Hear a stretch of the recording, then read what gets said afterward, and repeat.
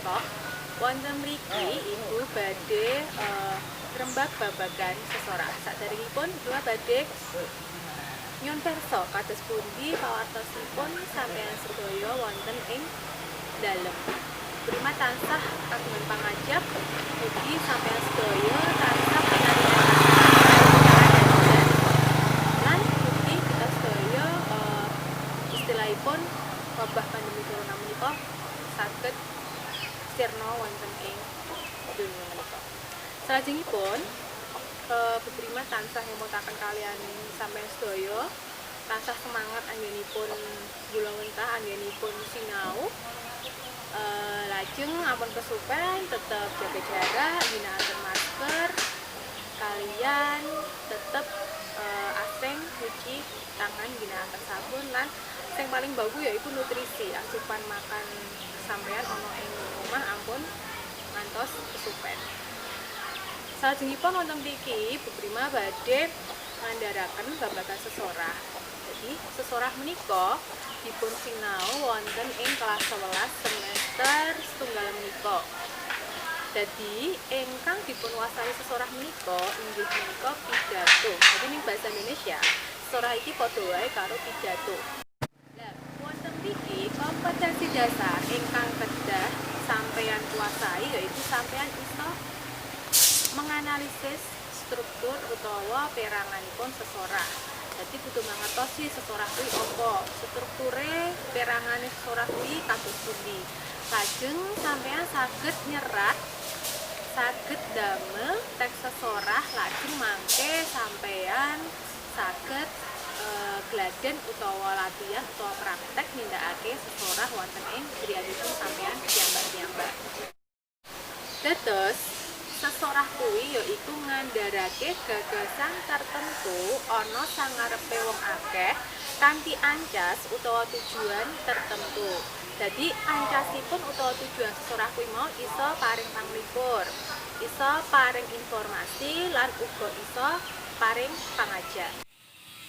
Mula yen awake dhewe kuwi mau sinau babagan sesorah, awake dhewe kuwi mau padha wae nyinaoni babagan kepiye ngandhakake panemu ana ing sakngarepe wong akeh.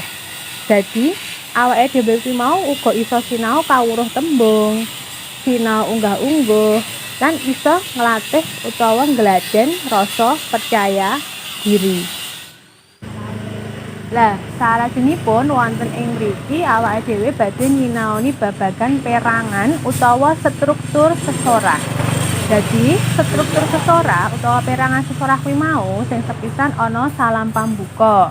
Lajeng nomor kalih menika wonten pambuka utawa purwaka basa. Lajeng wonten isi utawa surasa basa. Lajeng wonten dudukan utawa pangajap. Lajeng nomor gangsal menika wonten panutup utawa wasana basa. Lan ingkang kaping pungkasan yaiku salam panutup. Lah, lajeng wonten mriki tuladanipun salam pambuka. Salam pambuka menika saged contone tuladane Assalamualaikum warahmatullahi wabarakatuh. Lajeng sugeng enjing, sugeng sonten. Nah, menika ingkang dipun wastani salam pambuka. Lajeng perangan salajengipun inggih menika pambuka utawa purwaka basa.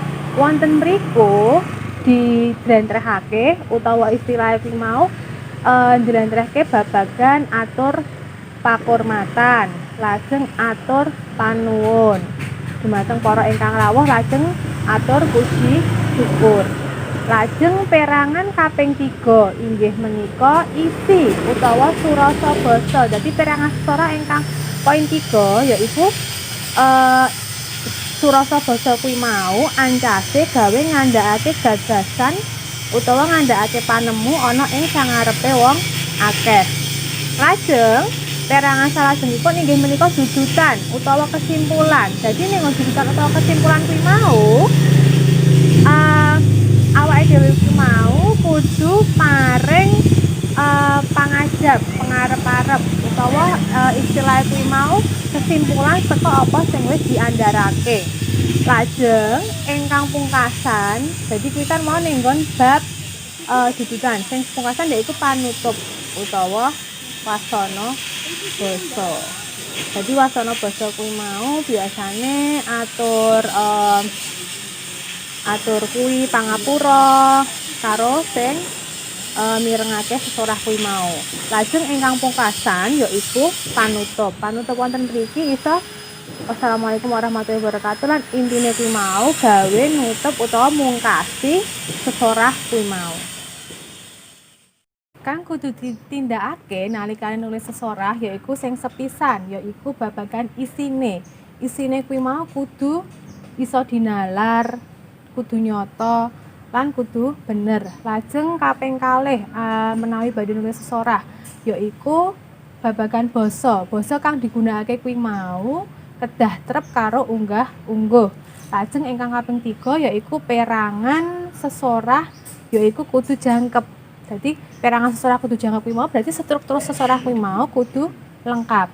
Lajeng ingkang kaping sekawan ukarane utawa istilah kuwi mau kalimate kudu prasaja, ringkes lan mentes lan ora ngombro-ombro. Lajeng ingkang nomor gangsal yaiku anggone medharake runtut lan gamblang.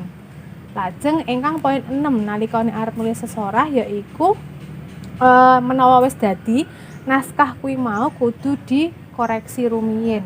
Kudu dibesut dhisik luwih dhisik wis bener apa hurung, wis sumbuh apa hurung karo cengkorongan utawa perangane sesorah kuwi mau. Dadi mekaten kuwi mau yen sampeyan arep nyerat utawa nulis sesorah.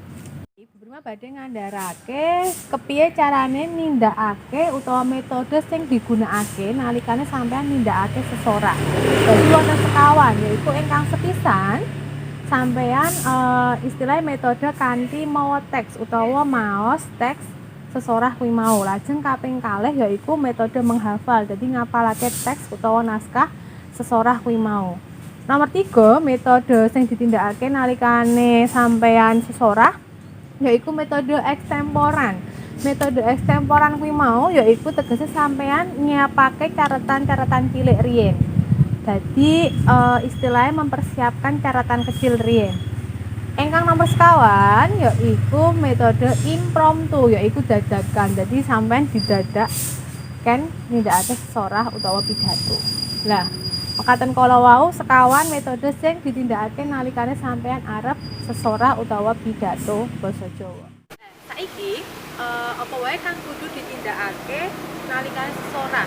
Kala wau kan sampun ngandharaken sekawan metode nalikane nindakake sesorah. Nah, saiki diterima badhe ngandharake utawa njelaske sing kudu ditindakake nalikane sampeyan sesorah. Ingkang sepisan yaiku babagan swara. Dadi swara kuwi mau banter lan iso ditemokake wong akeh. Lajeng ingkang kaping kalih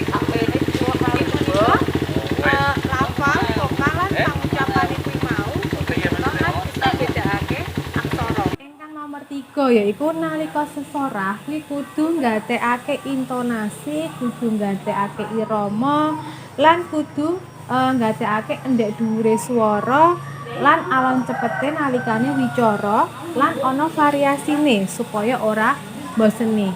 Lajeng nomor sekawan inggih menika solah bawa nalikane sesorah kudu trep. Kalebu teng mriki yaiku ekspresi utawa praupane nalikane sesorah kuwi mau. Nah, mekaten kala wau ingkang saged iku andharake babagan saking sepisanan sesorah kuwi apa, lajeng perangan sesorah, struktur sesorah, lajeng kados pundi anggenipun sampeyan kuwi mau nulis utawa nggawe sesorah kuwi mau, lan kepiye carane sampeyan nalikane nindakake sesorah. Dadi metodene nalikane nindakake sesorah kuwi mau apa bae sampun buri andharake. Lan ingkang kedah digatekake nalikane sampeyan sesorah kuwi mau sampun buri andharaken. Katen kala wau andharan Bu Prima ing pepanggihan Primane Shotwalk ing edisi outdoor. Dadi ana ing njaba iki mau Ibu Prima Raling Studio babagan sesorah utawa pidato basa Jawa. Dadi iki disinau ana ing kelas 11 semester setunggal. Bepriman kagungan pangajap utawa harapan mugi sampeyan sedaya saged mendhet manfaat lan saged mendhet seserepan kangge nyinaoni babagan sesorah utawa pidato basa Jawa. Nah, amun kesupen mangke babagan tugas lan sanes-sanesipun badhe bepriman paringaken wonten ing link lan matur nuwun sanget dumateng sedaya ingkang sampun join, ingkang sampun mirsani, ampun kesupen kangge subscribe, like lan share. Sugeng pepanggihan wonten ing Primani Catok babagan pawiyatan utawa pembelajaran bahasa Jawa salajengipun. Mugi kita sedaya tansah pinaringan sehat, kasarasan lan karajan. Kasemanten, wassalamualaikum warahmatullahi wabarakatuh.